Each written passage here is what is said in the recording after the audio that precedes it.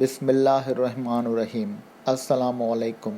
गांधीअ जी मौत खां पोइ कलदम तंज़ीम RSS बिल आख़िर 1951 में इंतहा पसंदी सां गॾु मुनाफ़क़त जो बि रस्तो इख़्तियार कयो ऐं नेहरू हुकूमत जे हिकु मुस्तफ़ी वज़ीर श्यामा प्रसाद मुखर्जी जी क़यादत में भारतीय जाना सिंह जे नाले सां हिकु सियासी जमायत क़ाइमु कई ऐं ईअं अस्करी जमायत RSS पंहिंजो हिकु सियासी विंग क़ाइमु कंदे अमली सियासत में हिसो वरितो ऐं पंहिंजूं फ़ौजी सरगर्मियूं सियासी अंदाज़ में हलाइण शुरू कयूं।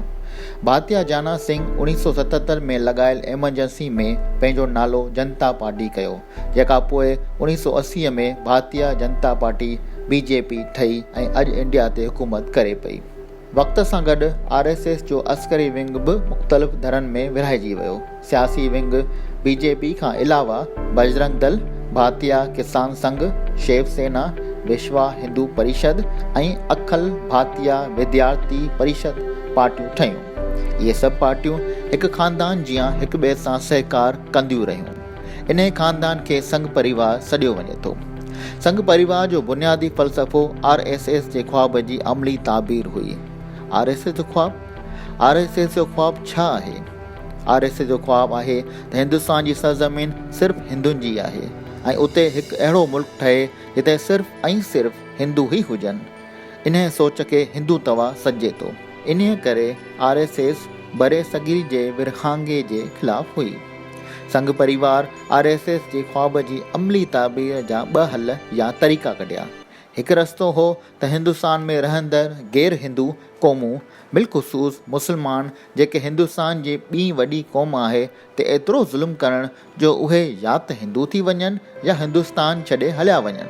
ॿियो हल इहो कढियो त मुस्लमाननि ऐं हिंदुनि में एतिरियूं ग़लति फ़हमियूं पैदा कजनि जो आम हिंदू बि मुस्लमाननि सां नफ़रत कनि ऐं का बि लेन देन न कनि। बहरहाल वक़्त सां गॾु संघ परिवार बि RSS जे नज़रिए तहत उन जे अधूरे ख़्वाब जी तकमील लाइ कोशियां रहियो। लेकिन तारीख़ जा ॿ अहिड़ा वाक़िया थिया जिन RSS खे वॾी शोहरत ॾिनी। हिकु वाक़ियो 1985 जो मशहूरु शाहबानू केस आहे, जंहिंमें उन वक़्त जे हिंदुस्तानी हुकूमत जे वज़ीर आज़म राजीव गांधी मुस्लमान तंज़ीमुनि जे तरफ़ां कयल एहतिजाज जे अॻियां मजबूर थी सुप्रीम कोर्ट जो कयल हिकु फ़ैसिलो रद्द करे छॾियो, जेको शाहबानू नाले हिकु मुस्लमान औरत जे नान निफ़क़े जे मुतलिक़ हो। इन फ़ैसिले खे कलदम करण लाइ राजीव गांधी पंहिंजी पार्लिमानी अक्सरियत जो फ़ाइदो वरितो। राजीव गांधी जे इन फ़ैसिले हिंदू इंतहा पसंद खे ॾाढो चिड़ायो ऐं हुननि भरपूर एहतिजाज कयो। वज़ीर आज़म राजीव गांधी हिंदू इंतहा पसंदनि खे ख़ुशि करण लाइ पंहिंजी इलेक्शन मुहिम जो आगाज़ अयोध्या में वाक़े राम जनम भूमि यानी उहा जॻह जिते हिंदुनि जे मुताबिक़ उन्हनि जो ख़ुदा राम पैदा थियो हो खां शुरू कयो। इन ॻाल्हि सां राम मंदिर ऐं बाबरी मस्जिद जो इशू पैदा थियो, जेको हिकु अरसे खां दबियल हो। मसइलो वधियो ऐं ॻाल्हि सुप्रीम कोर्ट वञी पहुती। सुप्रीम कोर्ट केस ख़ारिज करे छॾियो, जंहिंखां पोइ एहतिजाज थियो ऐं RSS जे इंतहा पसंदनि मौक़े जो फ़ाइदो वठी 26 दिसंबर 1992 में बाबरी मस्जिद ते हमिलो करे शहीद करे छॾियो। यादि रहे त बाबरी मस्जिद मुग़ल बादशाह बाबर 1527 ईस्वी में तामीर कई। हिंदू मज़हब जे अक़ीदे मूजिबि इन्हनि जो ख़ुदा राम इन जॻह ते पैदा थियो हो। बाबरी मस्जिद जी शहादत हिंदुस्तान में वॾे पैमाने ते फ़साद बर्पा कयो ऐं हिंदू मुस्लिम विगोड़ में 2000 जे क़रीब माण्हू मारिजी विया। 1.5 लख जुनूनी हिंदुनि जे मस्जिद ते हमले ऐं मस्जिद जी शहादत RSS खे इंटरनेशनल लेवल ते मशहूरु कयो।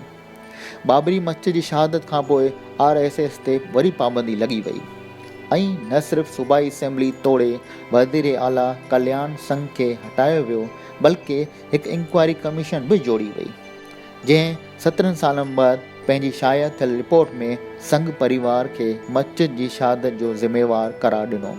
रिपोर्ट में इहो पिणु ॿुधायो वियो त जॾहिं BJP जो लीडर कल्याण सिंह उत्तर प्रदेश जो वज़ीर आला थियो त हुन अयोध्या पहुची कसम खयो त हू इते राम मंदिर ठाहींदो, जंहिंखां पोइ हिन मस्जिद ही सां गॾु 2.25 एकड़ ज़मीन सरकारी तौर ते ख़रीद कई ऐं ॼाणायो त हू टूरिज़म खे वधाइणु चाहे थो लेकिन RSS जे तरफ़ां उते कोठायल हिकु तक़रीब सॼो ड्रामो साबित थी, जंहिंजो मक़सदु बाबरी मस्जिद खे शहीद करे राम मंदिर तामीर करणु हो। RSS जे अॻुवाणनि जे हथां पोखियल नफ़रत, इंतहा पसंदी ऐं बुक्स जा ॿिज ऐं क़ाइमु कयल नर्सरियूं जिते नंढड़नि छोकिरनि जो ब्रेन वॉश करे दाख़िल कयो वियो, अॻिते हली वॾा वण साबित थिया, जिन जी घाटी छांव पूरे हिंदुस्तान खे ढके चुकी आहे। हिंदुस्तान जो मौजूदा वज़ीर आज़म नरेंद्र मोदी बि उन्हनि वणनि मां हिकु वणु आहे। असां पंहिंजी ज़िंदगी में धाड़ेलनि, कातिलनि ऐं दहशतगर्दनि खे ॾिठो ऐं ॿुधो आहे। तक़रीबन सभिनी जी हिकु ज़ाती ज़िंदगी ऐं फैमिली हूंदी आहे, लेकिन जॾहिं असां RSS खे ॾिसूं था त उन जा प्रचारक न शादी करे सघनि था ऐं न ई फैमिली सां गॾु रही सघनि था। 8 सालनि जी उमिरि खां RSS जो मुरीद मंझंदड़ नरेंद्र मोदी बि हिकु प्रचारक आहे, जेतोणीकि हुन शादी ज़रूरु कई, लेकिन अज़वाजी ज़िंदगी क़ाइमु न रखी सघियो। दुनिया मोदी जी क़यादत में हिंदुस्तानी रियासत गुजरात में तारीख़ी क़त्लेआम ॾिठो, जंहिंमें हिंदू इंतहा पसंदनि 2500 खां वधीक मुस्लमान शहीद कया।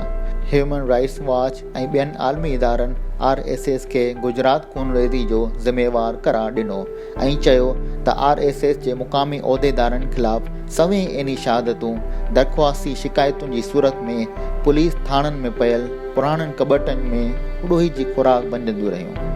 गुजरात खूनरेज़ी ऐं मुसलमाननि सां निभायल दुश्मनी ऐं कसाई मोदी जो लक़ब मिलणु मोदी जी शोहरत खे 4 चंड लॻाए छॾिया ऐं संघ परिवार हुन खे हिंदुस्तान जो वज़ीर आज़म नामज़द कयो।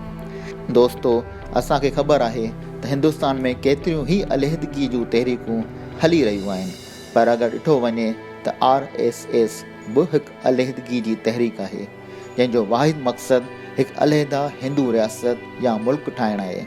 कश्मीर में आर्टिकल 370 जी बहाली ऐं मुतनाज़ा शहरियत बिल इन ॻाल्हि जो सबूत आहे।